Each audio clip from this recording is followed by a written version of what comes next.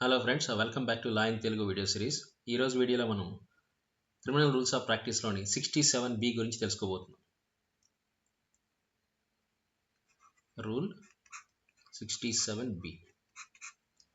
So మన conviction వచ్చినా లేదా ఎక్విట్లు వచ్చినా ఇలాంటి సందర్భంలో జడ్జిమెంట్లో ఎలా పొందుపరచాలనే దాని గురించి మాట్లాడుతామన్నమాట. సో ప్రొసీజర్ ఆస్పెక్ట్ డీల్ చేస్తుంది.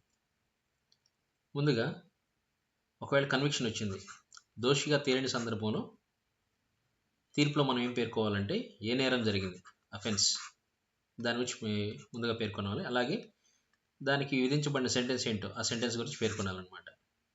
ఒకవేళ ఎక్కువ మంది నిందితులు ఉన్నట్లయితే, సో ఎక్యూజ్ నెంబర్ ఎక్కువగా ఉన్నట్లయితే ప్రతి నిందితులకు సంబంధించి విడిగా పేర్కొనాలన్నమాట. Shall be dealt with separately, right.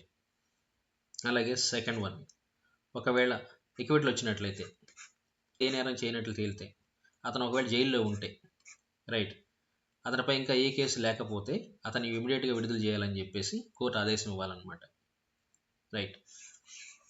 So దీని గురించి మాట్లాడుతుంది అనమాట. ఒక ఎగ్జాంపుల్ చెప్తాను. ఒక థెఫ్ట్ జరిగింది మరియు ఆ థెఫ్ట్లోనే ఒక దాడి కూడా చేశాడు అనుకున్నాం. ముగ్గురు నిందితులు ఉన్నారు ఇందులో. So accused A theft plus దాడి చేశాడు అనుకున్నాం, రైట్. మిస్టర్ బి ఎవరైతే ఉన్నారో నిందితుడు బి, ఈ సంఘటన జరిగినప్పుడు అతను అక్కడే ఉన్నాడు అనమాట.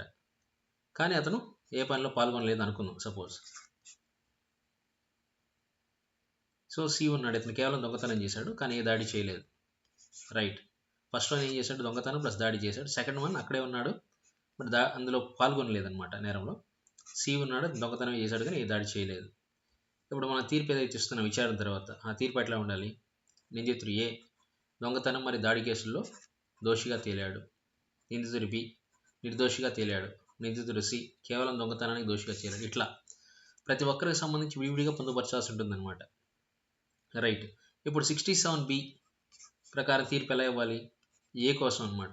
ఎలా రాయాలంటే ముందుగా అఫెన్స్ 379, 323, సెంటెన్స్ ఏంటి 2 years for theft and 1 year for harm చేసినందుకు. అలాగే బి కోసం ఎట్లా రాయాలి, నేరం జరగలేదని తెలియదు కదా, సో ఎక్విట్లు అనమాట, అంటే అతనికి ఎక్విట్లు వస్తుంది. అలాగే అతనిగా జైల్లో ఉంటే ఇంకా అతని మీద ఎటువంటి కేసు లేనట్లయితే ఇమీడియట్గా రిలీజ్ చేయాలని చెప్పి ఆదేశం ఇవ్వటం జరుగుతుంది అనమాట. సి కోసం ఏం రాస్తారు, నేరం దొంగతనం, సెంటెన్స్ సరిగ్గా 2 years. సో ఇట్లా ఉంటుందన్నమాట. జడ్జిమెంట్లో ఈ విధంగా రాయాలని చెప్పి చెప్తుంది అనమాట, రైట్.